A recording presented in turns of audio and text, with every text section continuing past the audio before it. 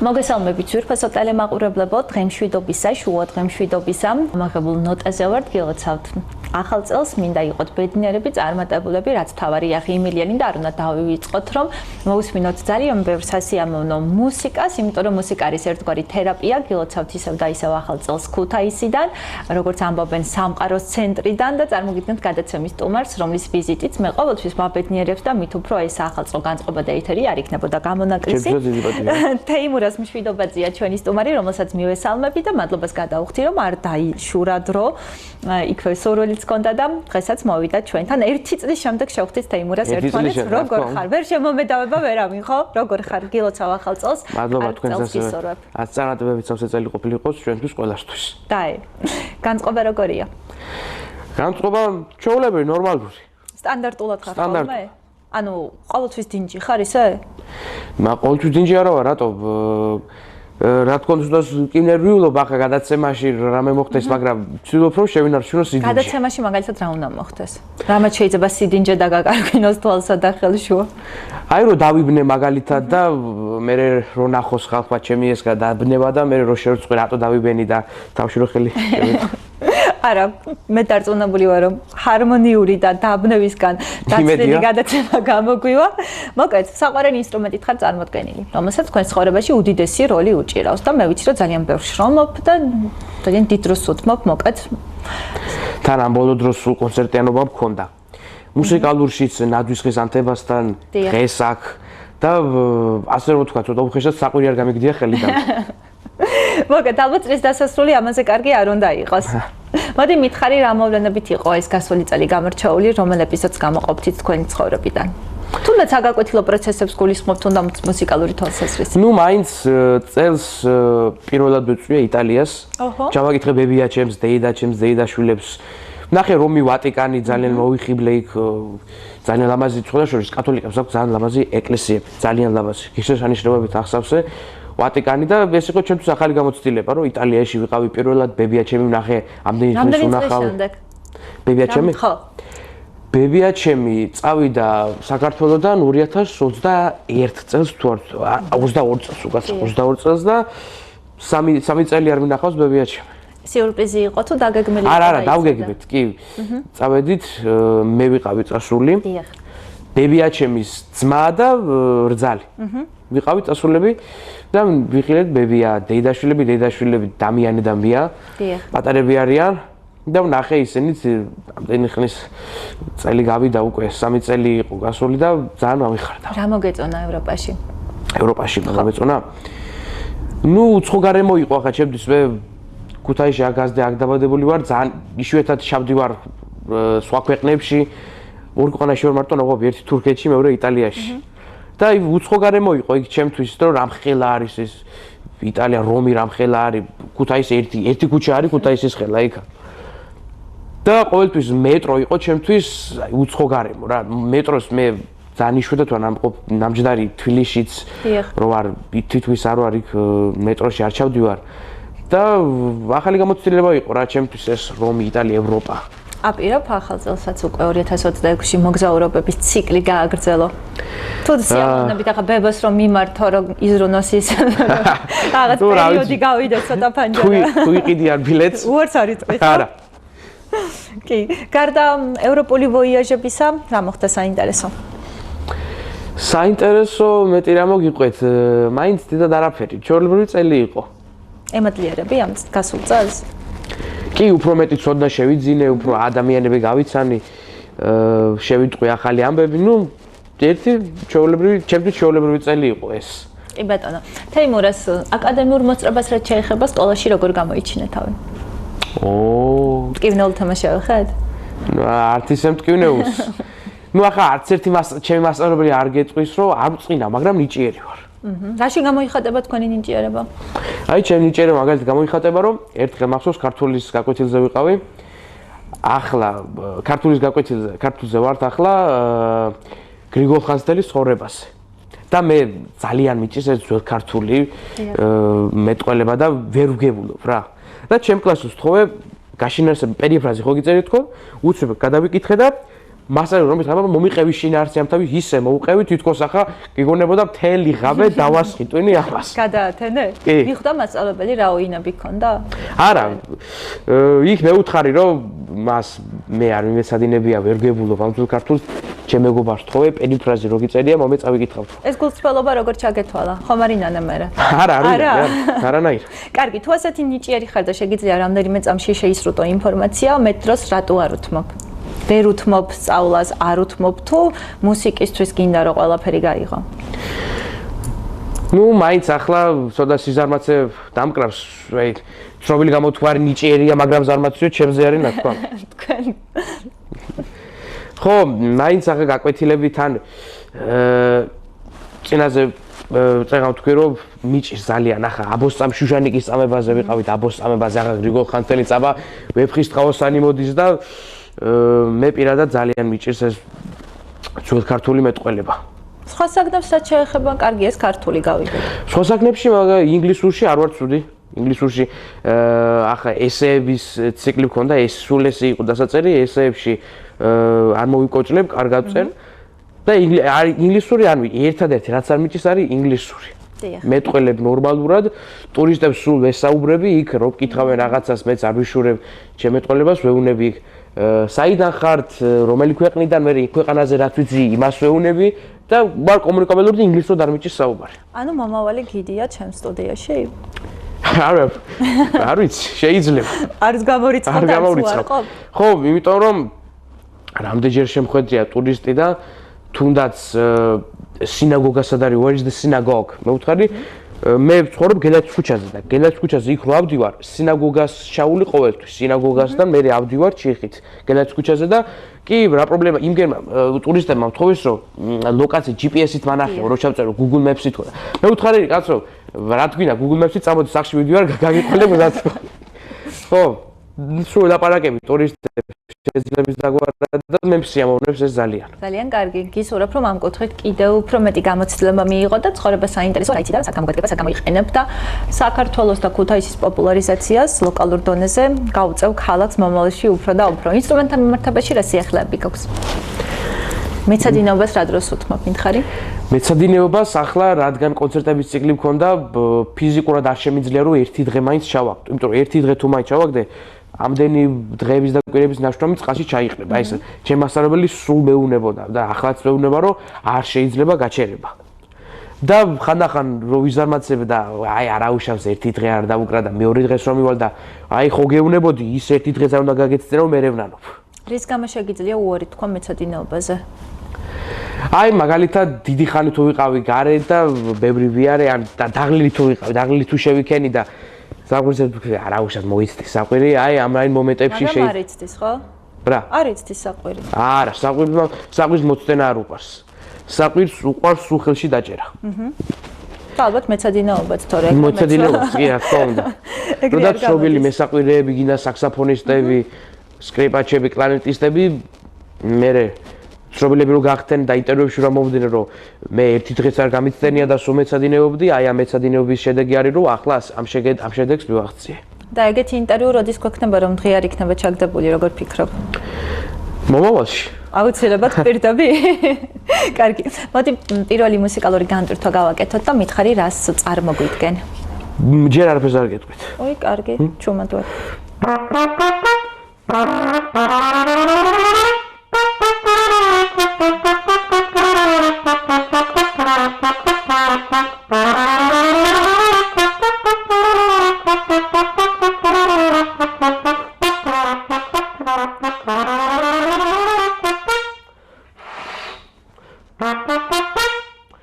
ახლა იქ ეს შეშოდინებათ ალბათ.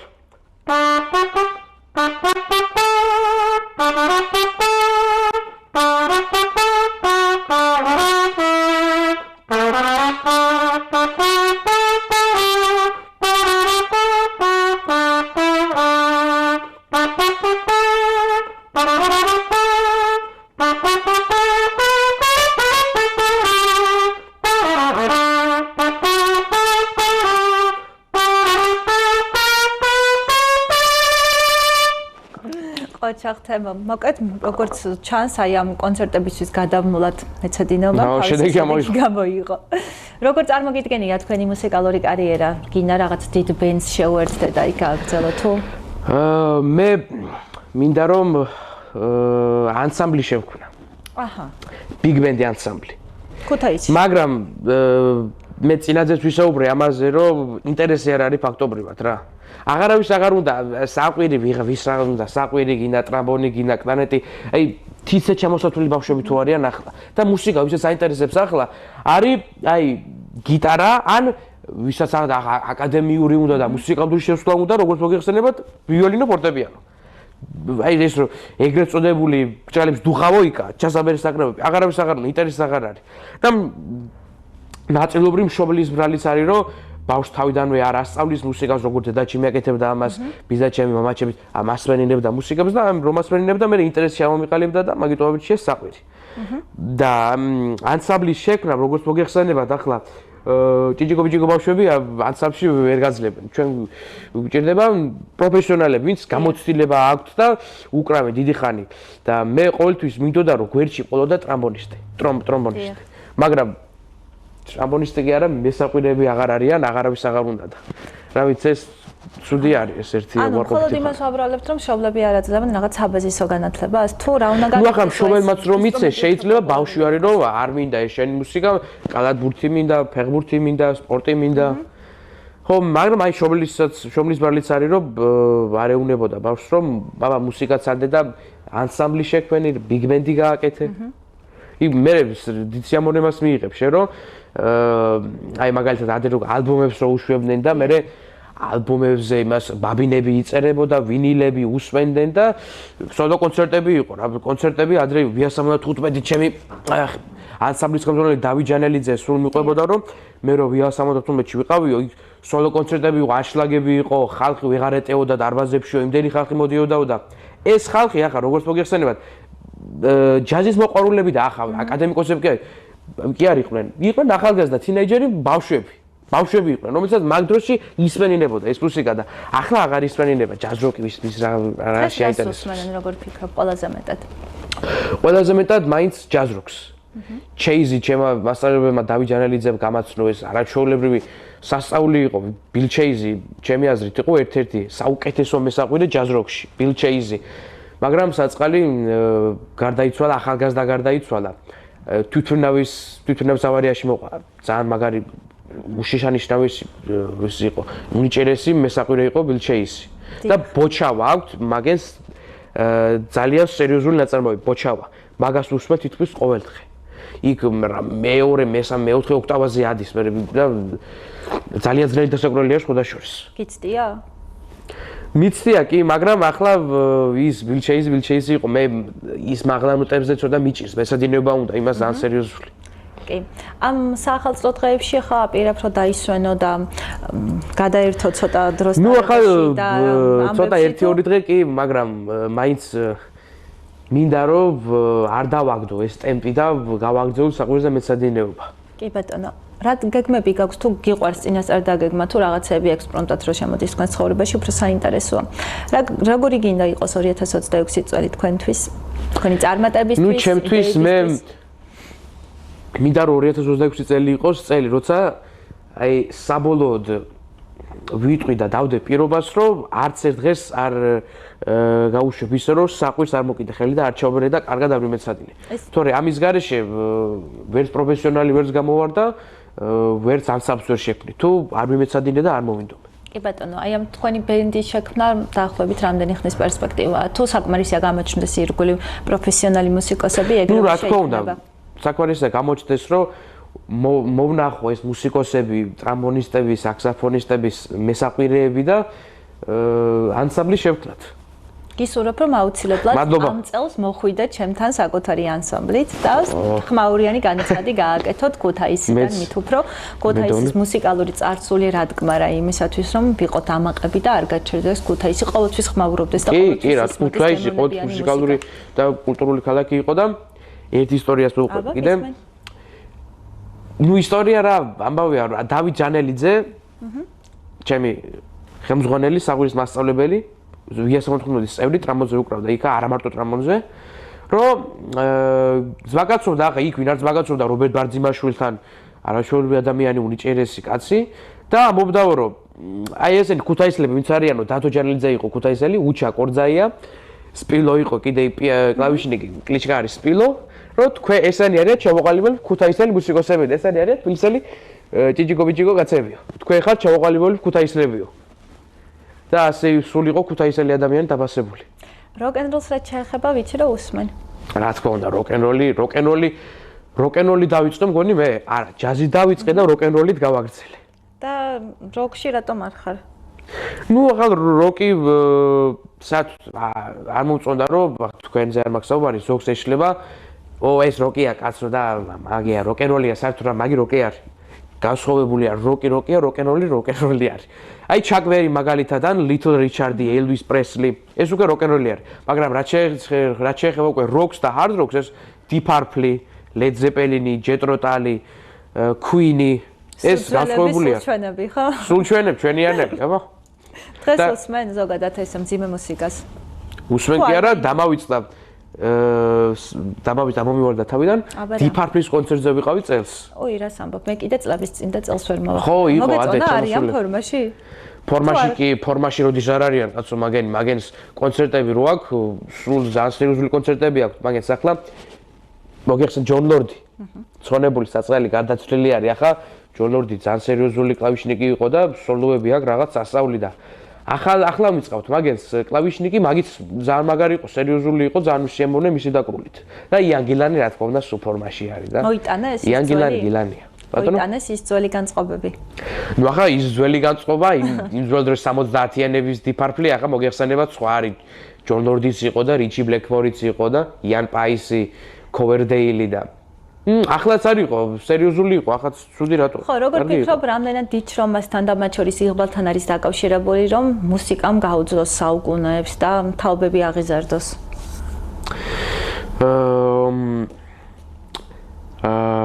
ნუ ახლა დიპარპს ახ მე დიპარპ კონცერტ ხო ფარფლებზე არ მაქვს საუბარი ზოგადად ნუ გინდა ფარფლი ჩამოსულიყო გინდა ბიტლი ჩამოსულიყო ძალიან ცოტა ახალგაზრდა თუ მივიდო და ახლა იმ კონცერტზე ახალგაზრდებზე მაქვს საუბარი აი ბავშვები რო დადიან აქეთ-იქით ქუჩაში რო გადაადგილდებიან მათ არ აინტერესებთ ეს მუსიკა ეს ის 70-იანებში 60-იანებში იყო ის 70-იანებშივე დარჩა და მე ძალიან არ მომწონს რომ აი ჩემი კლასელებიც სკოლელები ვინც ვიცნობ და ვისთანაც მეგობრობ უმეტესობა უსმენს თანამედროვე რეპს და მე ყოველთვის ვიზახთი რომ რეპი არის მე ჩემი არ არის რეპი ჩემთვის არ არის არც იყო და არც იქნება რეპი არის თანამედროვე მოიგო თქვენი გული მაინც და მაინც რეპმა რო არ ვიცი რა რაღაცა თანამედროვე რეპი მუსიკა არ არის რეპი არის დრამზე რო დაუკრა რითმი და ადამიანმა რო ბიტბოქსი გააკეთოს მუსიკა არ არის რეპი მუსიკა არა ჰიპ-ჰოპი კიდე კულტურა არის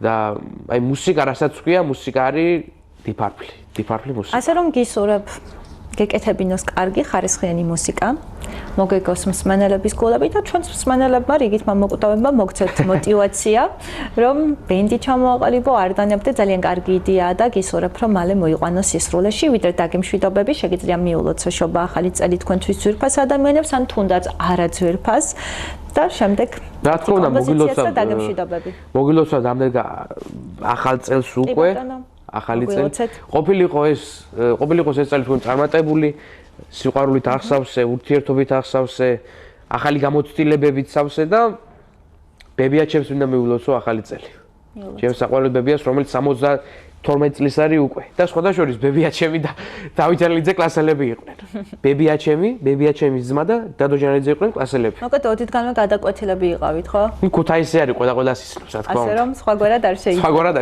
კარგი დაგემშვიდობები მუსიკალურ ნოტაზე და მადლობას გადაგიხდი რომ იყავით ჩემს მადლობა თქვენ რომ მომიწვიეთ დროებით მადლობა. ძვირფასო ტელემაყურებლობო დღეისათვის გადაცემაში უოთხე ქუთაისში ამით დასრულებულია. ჩვენი სტუმარი გახლდათ თეიმურაზ მშვიდობაძე, რომელსაც კიდევ ერთხელ მიულოცავ შობა ახალ წელს. ბევრ წარმატებას უსურვებ. ჩემი და თქვენთვის განკუთვნილი დრო ამით ამოიწურა. გილოცავთ ისევ და ისევ თქვენ შობა ახალ წელს სიყვარულით გეცხოვროთ. გემშვიდობებით საუკეთესო სურვილებით ნახვამდის.